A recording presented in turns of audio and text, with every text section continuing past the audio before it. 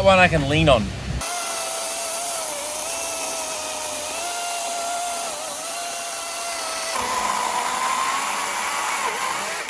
Watch your feet.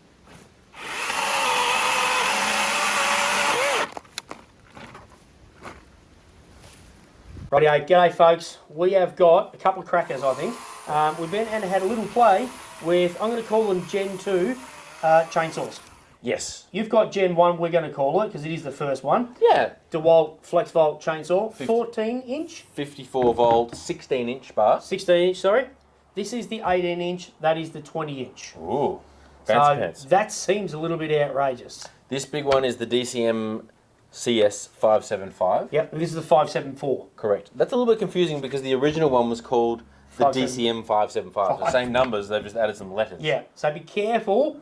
What you could look for is the grey bar. Yeah. Big grey bar means big sucker new one. That's true. Now, we're playing with these because, to be honest, the original flexvolt chainsaw was kind of pretty much top of the pack. Yeah. Well, I think in our comparison, it was almost equal with the Ego. Yeah. Yep. Yeah, and the Milwaukee's not And bad Milwaukee either. wasn't far behind. They're both pretty good, all pretty good saws. Yep.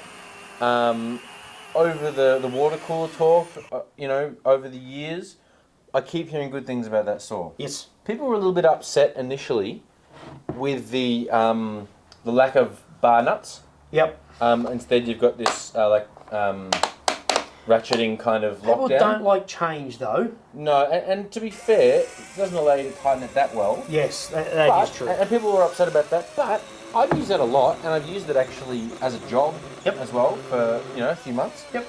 And it's done really well. It's a really nice chainsaw. It has. So what you will see is Dewalt maybe has listened to that. Yeah. I think that's still a current model. Yeah, I think so. So I shouldn't say Gen 2 as if Gen 1's disappearing. I believe that's still current. But they have added 2 nuts, and then just up the jacksy right here. No, you've stolen it. Grab that one. Here you go. There's a spanner that leads just in underneath. So that spanner does your nuts, and then also your chain tensioner, you can see the slot just here. So that's what I'm going to call more the professional type chainsaw setup, isn't it? I was very excited to see that. Really, really pleased by that. And I'm also pleased to see them upping their chain gauge a little. Yeah, well, that one there. It was 0.043. Yep. And that's the 0.043 inches of the actual drive link inside what goes inside the bar. Inside the bar, bar groove. So it doesn't necessarily relate to the kerf, the width of your cut, but in actuality it does.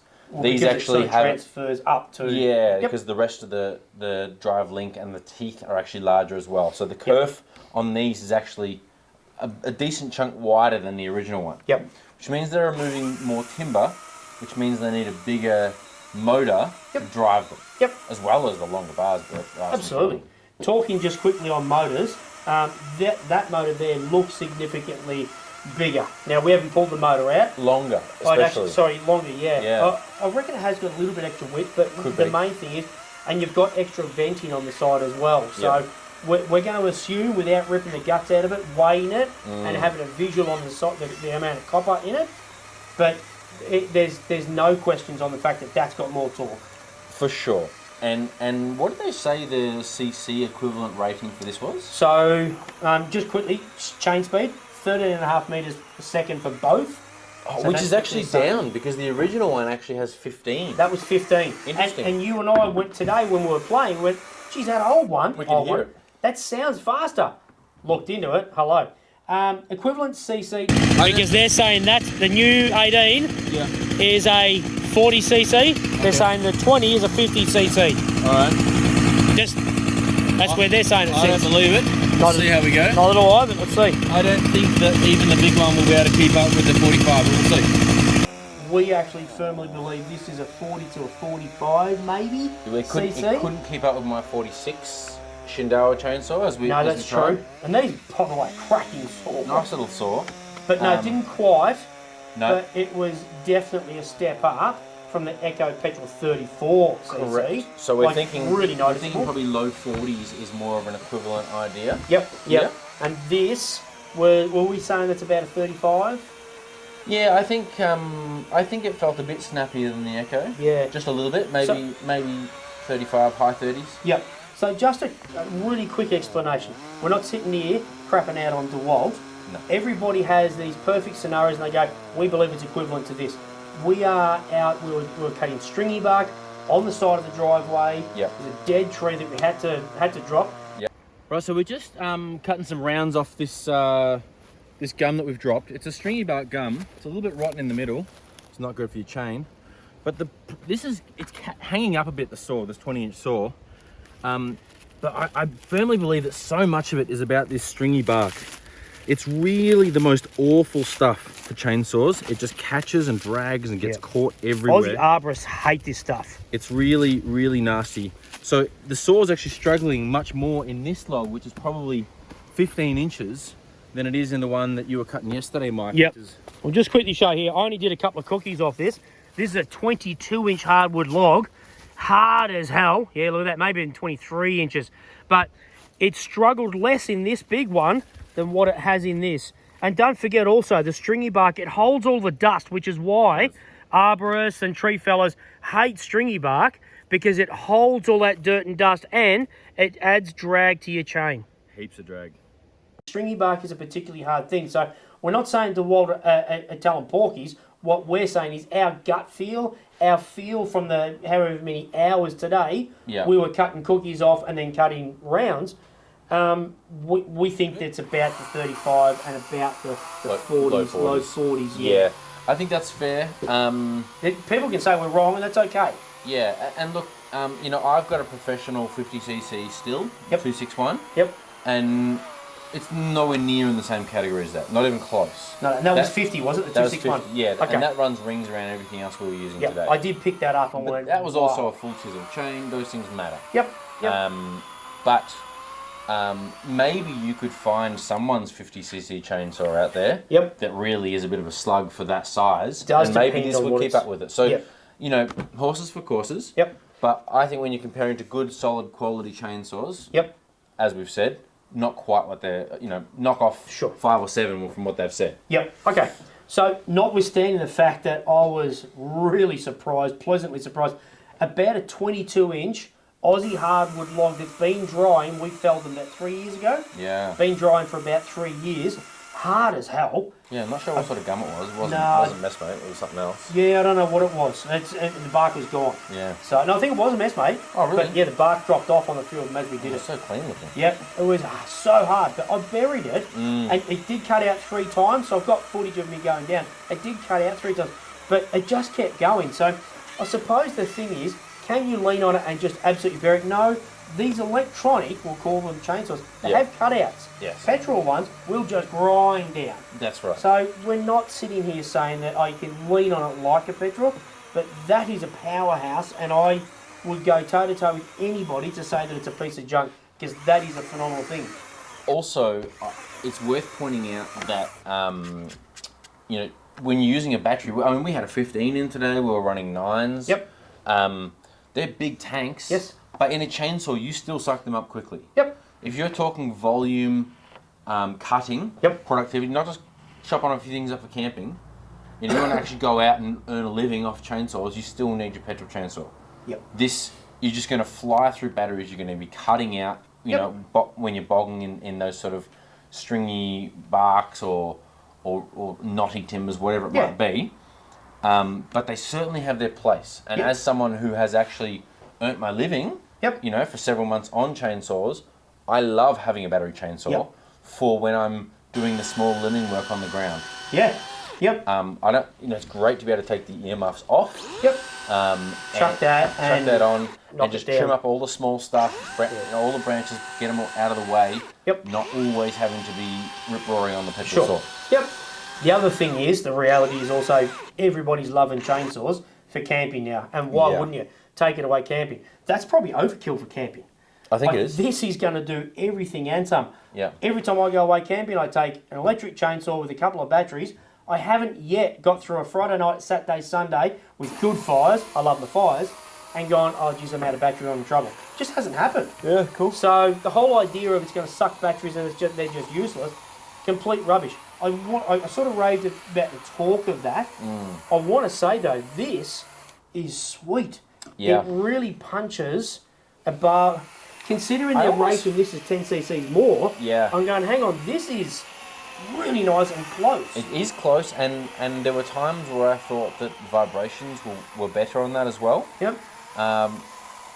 You know, it's really hard.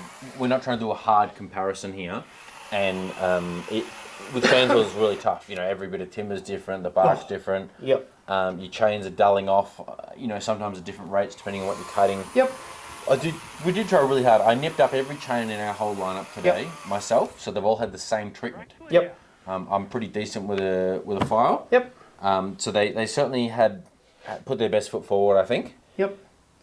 I reckon with these saws, with the lower chain speed of 13.5 and the bigger kerf and the larger motors, what they're aiming these at is people who actually want to cut rounds.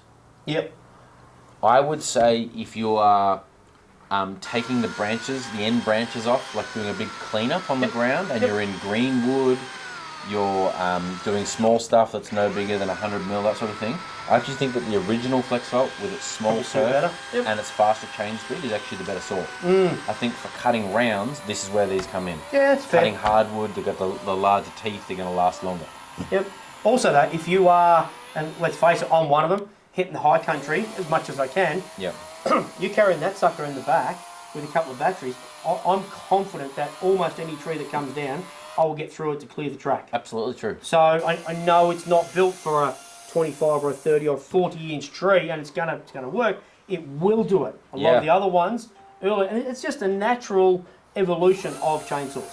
That's true. So that is an absolute power. Oil is easy. I love that it's just a standard screw cap. We were just chatting today about funky oil or screw caps or anything like that. Your little quick twist. It's just a thread, and it just stuffing works. Yeah, much better. It oils out. One really quick thing that I have heard on Insta, people asking, crankily, screaming, saying, does the stuffing thing leak? I've had these things tipped upside down. I've had them here about a week and a half. Upside down. We've used them all day today as well. I used them the other day. They have not leaked any oil out of the bottom, out of the casing. Yeah. Which was a concern for some people. Look, I mean, at the end of the day, your saw is oiling. Yep. And therefore, the entire bar assembly inside your cover there is going to be covered in oil. Yep. If you take that saw and you sit it down somewhere after you've used it, it's going to drip all of that excess oil somewhere. It will. The question is, if you then move it 3 days later again, is it going to drop oil then? Yeah. And I don't think so. Well, no, I disagree a bit there. People have had it where they've actually leaked out from the bottom here. With these saws. With the Dewalt, and then also another brand that we won't mention at the moment, considerably more. So people have them. Even after they haven't used them for ages? Yep. Really? Yep. Okay, that's annoying. So, but the interesting thing is we've got multiple electric chainsaws. You and I haven't had that issue. We haven't. Others have said we've got it. So not going to stand you and say they're liars. Okay. But I'm telling you that what we've used so far and had installed and blah, blah, blah. Sure. Upside down, no dramas. Let's talk bar lengths. Yes. Now, you know, Dewalt's an American company. Yep. And they would sell a heap more of these in America than they would here. Yep.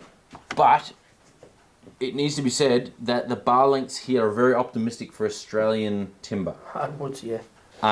We have much harder timber over here.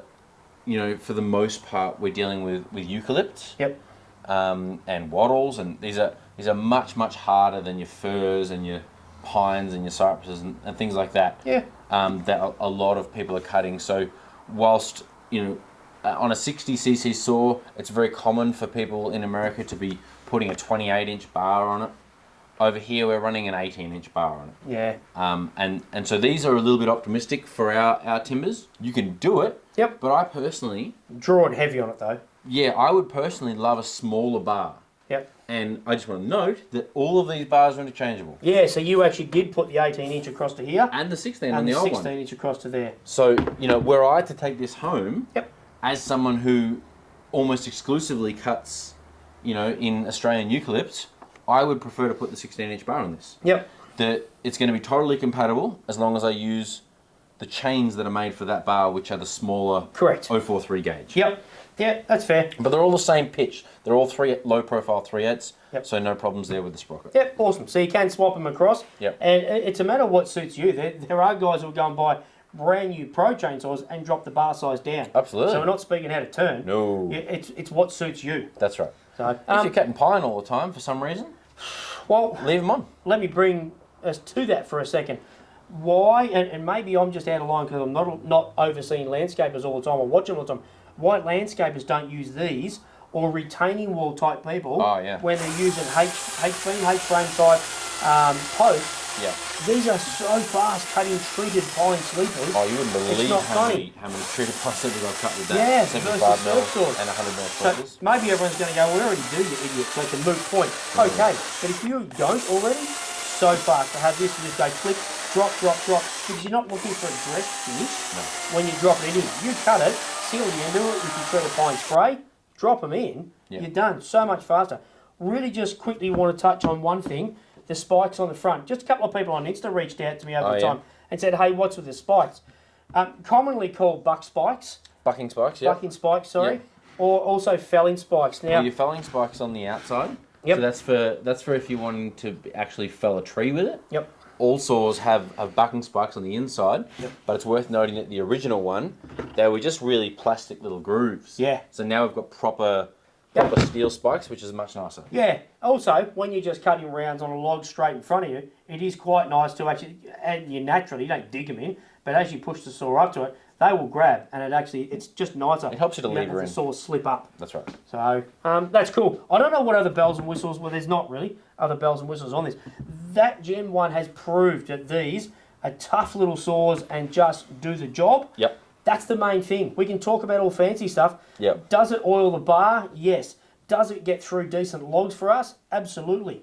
They're good tools, and I love this one.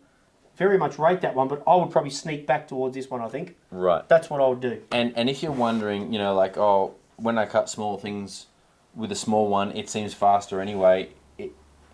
There's no doubt, put these side by side, you will see the motor differences. Yeah. You can't get around it. No. That these are significant step ups each time in motor size and therefore the overall torque that the unit can provide. Agreed. So I hope, No, keep on. I hope that Dewalt does keep the original 16 inch. Yeah. Really hope that they run 3 saws. Yep. But geez, you're not going to be disappointed with this one or this one. So yeah. Very, very, very similar in all the ergonomic ways with the handles and the triggers and the chain brake. Very little differences there. True. So if this gets out before the end of tax season, end of June, go smash some tax dollars. Just buy them. Just do it. Yeah, good sauce. Also, we don't have it with us because we're idiots. 15 amp battery is out in Australia. Ooh. We used that. I think you did note that it was just there. I can see it over there on the charger. Big Leviathan. Really nice tank. Is it going to give us any more grunt? Don't think so. Not sure. But it may be increment. But 15 amp, chuck it on that. Obviously Cirque saws as well. Just to note, Dewalt's got the 15 amp out, and we've been running that one for a few weeks on different tools. Absolutely. Rock and roll. Well, that's a review. It is. I'm happy with it. Hit us up with questions and comments, please, down below. Like it, subscribe it, all that crap. We would love for you to do that. Happy to be back filming some YouTube stuff. Thanks, guys. Cheers. Bye.